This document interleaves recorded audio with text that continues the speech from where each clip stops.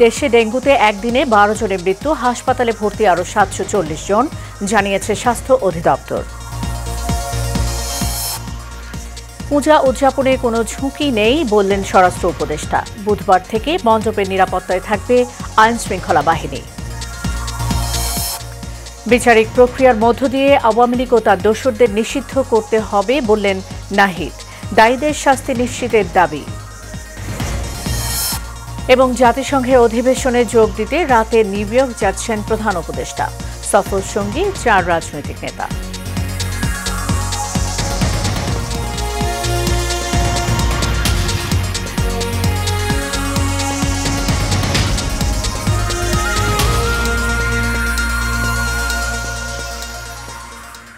স্বাগত এশিয়ান নিউজে, সাথে আছি সাবরিনা জিয়া। এতক্ষণ শুনছিলেন বিআরবি কেবল ইন্ডাস্ট্রিজ লিমিটেড সংবাদ শিরোনাম। এবার চলে যাব পুরো খবরে। গত 24 ঘন্টায় ডেঙ্গু আক্রান্ত হয়ে 12 জনের মৃত্যু হয়েছে। একই সাথে একদিনে হাসপাতালে ভর্তি হয়েছে 740 জন বলে জানিয়েছে স্বাস্থ্য অধিদপ্তর। এর মধ্যে সর্বোচ্চ 5 জনের মৃত্যু হয়েছে বরিশাল বিভাগে।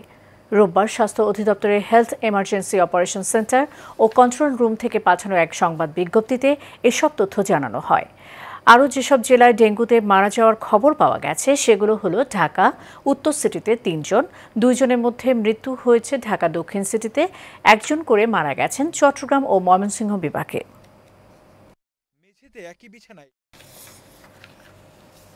শারদীয় দুর্গাপূজা ঘিরে মণ্ডপ পাহারায় আগামী বুধবার থেকে সারা দেশে আইনশৃঙ্খলা বাহিনী মোতায়েন থাকবে বলে জানিয়েছেন স্বরাষ্ট্র উপদেষ্টা মোহাম্মদ জাহাঙ্গীর আলম চৌধুরী।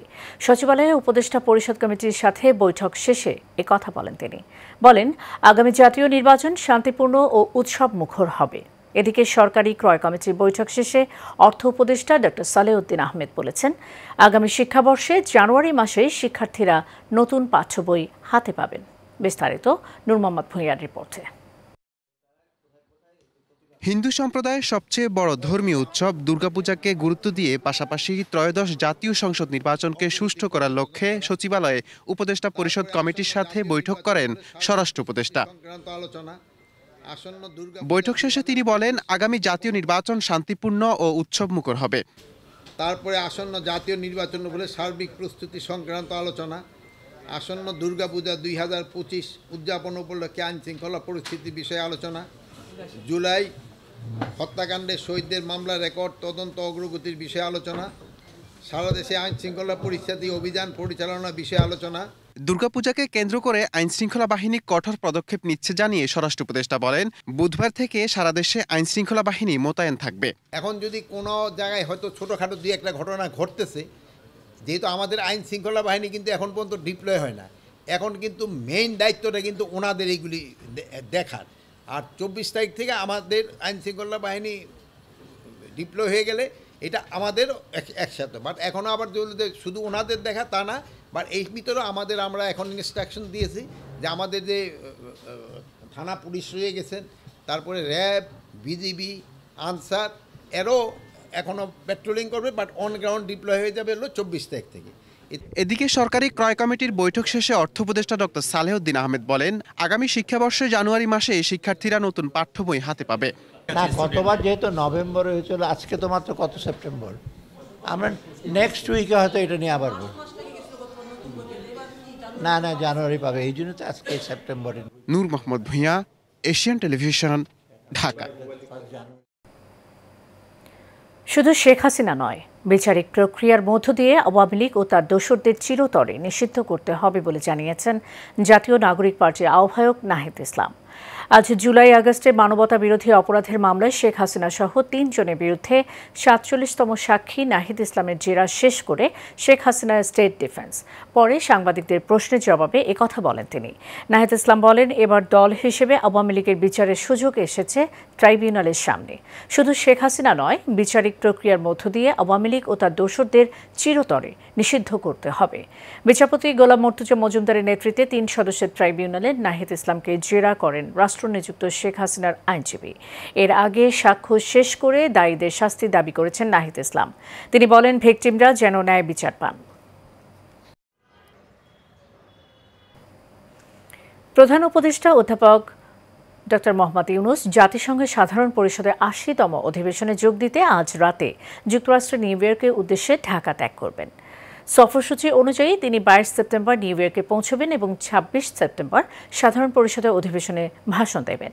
প্রধান উপদেষ্টা ২ অক্টোবর দেশে ফেরার কথা রয়েছে। প্রধান উপদেষ্টার সিনিয়র সহকারী প্রেস সচিব ফয়েজ আহমেদ বাসসকে এই তথ্য নিশ্চিত করেছেন। সফরে প্রধান উপদেষ্টার সঙ্গে ৪ জন রাজনৈতিক নেতা থাকছেন।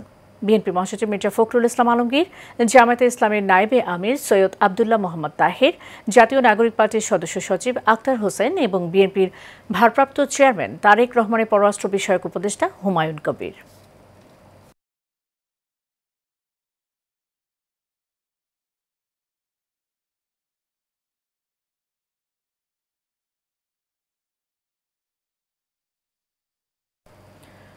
বাংলাদেশের জাতীয়তাবাদের মূলমন্ত্রে ২৪ ছাত্র জনতার গণ অভ্যুত্থান ঘটেছে বলে মন্তব্য করেছেন বিএনপির স্থায়ী কমিটির সদস্য ডক্টর আব্দুল মঈন খান। জাতীয় প্রেস ক্লাবে ৭ নভেম্বর প্রজন্ম আয়োজিত আলোচনা সভায় অংশ নিয়ে তিনি এসব কথা বলেন। এ সময় জাতীয় স্বার্থে সবাইকে ঐক্যবদ্ধ থাকার আহ্বান জানান তিনি। আর বিএনপির বিরুদ্ধে বিষাদাগার চলছে বলে অভিযোগ করেন দলটির সিনিয়র যুগ্ম মহাসচিব অ্যাডভোকেট রুহুল কবির রিজভী। এ সময় তিনি বলেন, বিগত ১৫ বছরে বিএনপির আন্দোলন সংগ্রামের মধ্য দিয়ে ফ্যাসিবাদের বিদায় করা হয়েছে। এখন বিএনপির বিরুদ্ধে অপপ্রচার চালানো হচ্ছে বলে অভিযোগ করেন তারা। এ সময় বিএনপি চেয়ারপারসনের উপদেষ্টা জয়নুল আবেদিন ফারুক নির্বাচন বানচালের বিরুদ্ধে সবাইকে ঐক্যবদ্ধ থাকার আহ্বান জানান। শেখ হাসিনা একথা বললে হয়তো অত্যুক্তি হবে না যে ছাত্র জনতার গণ অভ্যুত্থান ঘটেছে বাংলাদেশি জাতীয়তাবাদের মূলমন্ত্র। শিক্ষার্থীরা দেশের ভবিষ্যৎ, তাই তাদের সুনাগরিক হিসেবে গড়ে তুলতে সকলকে কাজ করতে হবে বলে জানিয়েছেন রূপায়ণ গ্রুপের কো চেয়ারম্যান মাহির আলী খান রাতুল। রূপায়ণ সিটি উত্তরায় ড্যাফোডিল ইন্টারন্যাশনাল স্কুল গ্র্যাজুয়েশন অনুষ্ঠানে তিনি একথা বলেন।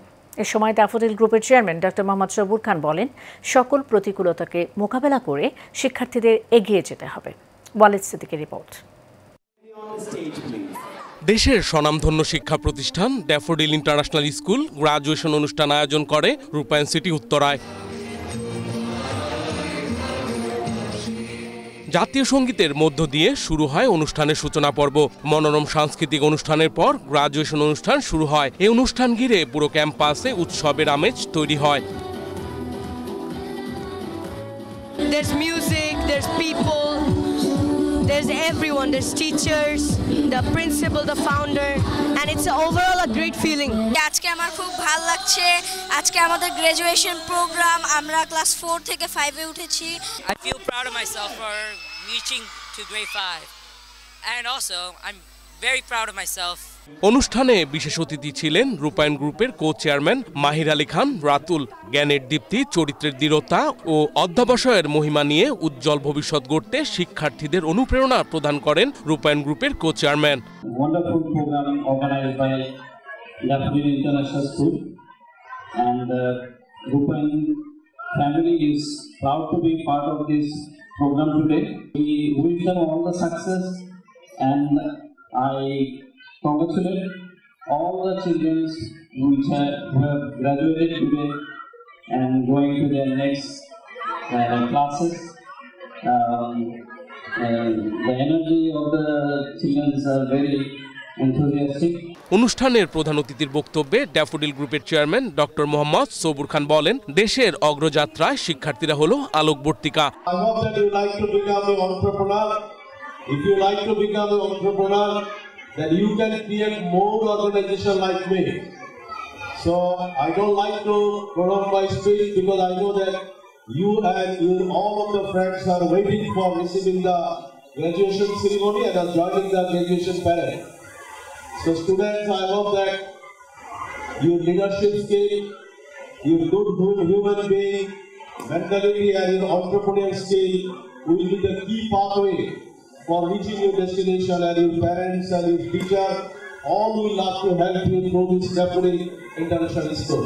এই অনুষ্ঠান দেশের প্রথম প্রিমিয়াম মেগা গেটেড কমিউনিটি রূপায়ণ সিটি উত্তরায় অনুষ্ঠিত হয়। রূপায়ণ সিটি উত্তরা শুধু একটি আবাসন নয়, বরং আধুনিক জীবনের পূর্ণাঙ্গ প্রতিচ্ছবি। এখানে 63% জায়গা খোলা রাখা হয়েছে, যেখানে প্রতিটি নিঃশ্বাসে মিশে থাকে নির্মল বাতাসের ছোঁয়া। Walid Siddiqui, Asian television, Dhaka.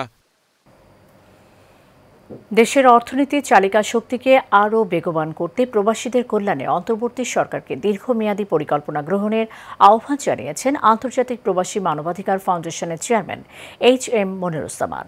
হযরত শাহজালাল আন্তর্জাতিক বিমানবন্দরে সাংবাদিকদের এক প্রশ্নের জবাবে তিনি একথা বলেন। HM মনিরুজ্জামান বলেন, বিভিন্ন দেশে ছড়িয়ে থাকা কর্মজীবী প্রবাসীরা দেশের অর্থনীতির চালিকা শক্তি। তাদের পরিশ্রমের বিনিময়ে বৈদেশিক মুদ্রার ভাণ্ডার ভরে ওঠে। প্রবাসীদের অধিকার ও মর্যাদা রক্ষায় আরও অগ্রণী ভূমিকা রাখতে হবে সরকারকে। এর আগে সংগঠনের বিজ্ঞান ও প্রযুক্তি বিষয়ক সম্পাদক মোহাম্মদ লাল মিয়াকে বিমানবন্দরে স্বাগত জানান তিনি।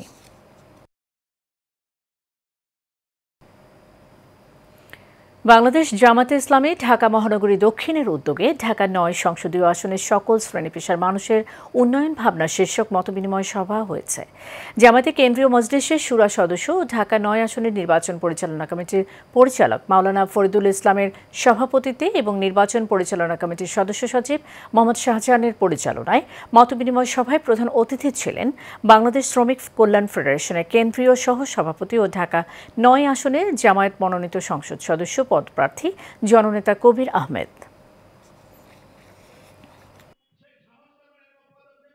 সমগ্র বাংলাদেশকে আমরা পরিবর্তন করতে চাই, সমগ্র দেশকে আমরা পরিবর্তন করতে চাই। এই দেশে আমরা আল্লাহ রাব্বুল আলামিনের রাষ্ট্রীয় ক্ষমতা ইসলামকে আমরা পাঠাতে চাই, কোনো ব্যক্তি বিশেষকে নয়।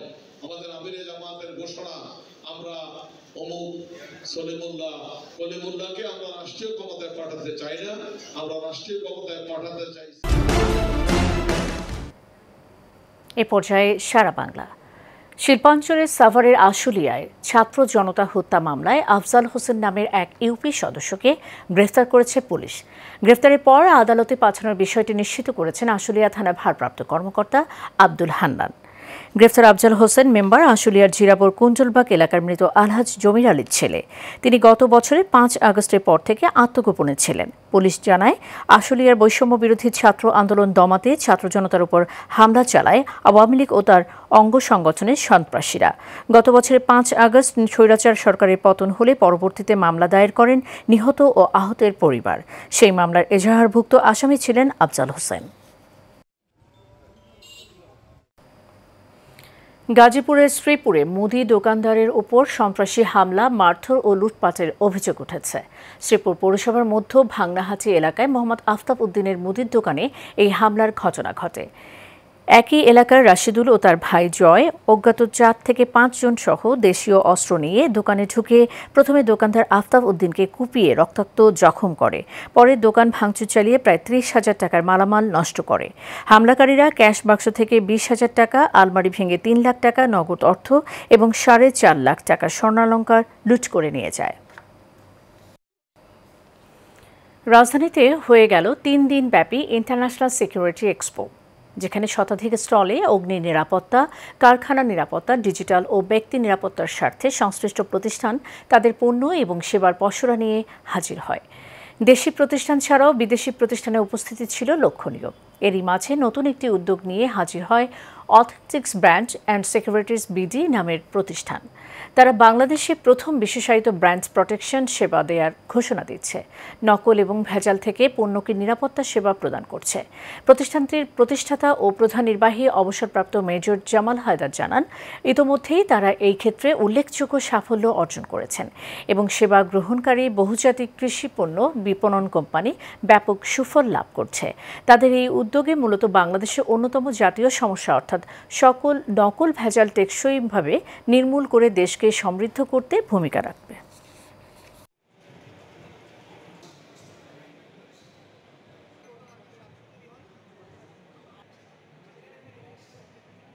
আমরা authentic brand and securities BD এই মেলাতে এসেছি আমাদের সেবাটাকে পরিচিত করানোর জন্য। একটা সমন্বিত এবং বিশেষায়িত টেকসই পণ্য নিরাপত্তা সেবাও আমরা দিয়ে থাকি কোম্পানিগুলোকে যারা আগ্রহী। আমি এক্সিবিশনটা ঘুরে দেখলাম, স্পেশালি একটা জিনিস নতুন দেখলাম, যেটা ব্র্যান্ড সিকিউরিটি। বাংলাদেশেই বোধহয় এটা প্রথম এই কোম্পানিটা দেখলাম। আমাদের এক কলিগ করেছেন, আমি আশা করি যে তার এই চেষ্টাটা সফল হবে। আমাদের এখন পর্যন্ত আমাদের ৩,০০০-এর ভিজিটর আমরা ডেলিগেট আমাদের মেলা দেখতে এসেছি। আমরা আপনাদের ছোটো 3000+ এটা আমাদের প্রথম ইনিশিয়েটিভ। আমরা নেক্সট ইয়ার 2026 মেলা আমরা ছুটি আমরা দ্বিগুণ পরিসরে আমরা আয়োজন করতে পারবো এবং 2026 মেলা হবে আমাদের 2026 সেপ্টেম্বর 17 বাংলাদেশের তরুণ প্রজন্মের সাংস্কৃতিক জাগরণকে কেন্দ্র করে ইউনিভার্সিটি অব এশিয়া প্যাসিফিকে অনুষ্ঠিত হল আন্তঃবিভাগীয় সাংস্কৃতিক উৎসব অনিরুদ্ধ। স্বনামধন্য বিশ্ববিদ্যালয়গুলোর মধ্যে ঢাকা বিশ্ববিদ্যালয়, United international university, Bangladesh university of professionals এবং ঢাকা ইন্টারন্যাশনাল ইউনিভার্সিটি অংশ নেয়। দিনব্যাপী এই উৎসবে বিজয়ীদের হাতে তুলে দেওয়া হয় 30,000 টাকা সমমূল্যের পুরস্কার। প্রতিযোগিতার বিচারক ও অতিথি হিসেবে উপস্থিত ছিলেন প্রখ্যাত শিল্পী শিবকুমার শীল, ওয়ার্দা রিহাব, আবৃত্তি শিল্পী মাহমুদা আক্তার এবং ইউএপির উপাচার্য সহ শিক্ষক ও শিক্ষার্থীরা। ইউএপি কালচারাল ক্লাবের পক্ষ থেকে জানানো হয়েছে, এই উৎসবের প্রধান উদ্দেশ্য হল পড়াশোনার পাশাপাশি শিক্ষার্থীদের মধ্যে দেশীয় সংস্কৃতি, মানবিক মূল্যবোধ ও অসাম্প্রদায়িক চেতনাকে আরও দৃঢ় করা। শেষ করব এশিয়ান নিউজ। যাবার আগে বিআরবি কেবল ইনভার্সিস লিমিটেড সংবাদ শিরোনাম জানিয়ে দেব আরও একবার।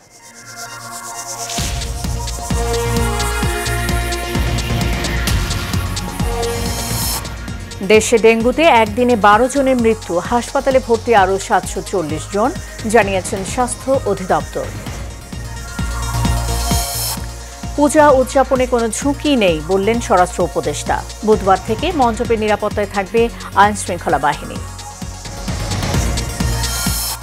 বিচারিক প্রক্রিয়ার মধ্য দিয়ে আওয়ামী লীগ ও তার দোসরদের নিষিদ্ধ করতে হবে বললেন নাহিদ। দায়ীদের শাস্তি নিশ্চিতের দাবি। এবং জাতিসংঘের অধিবেশনে যোগ দিতে রাতে নিউ ইয়র্কে যাচ্ছেন প্রধান উপদেষ্টা, সফরসঙ্গী 4 রাজনৈতিক নেতা।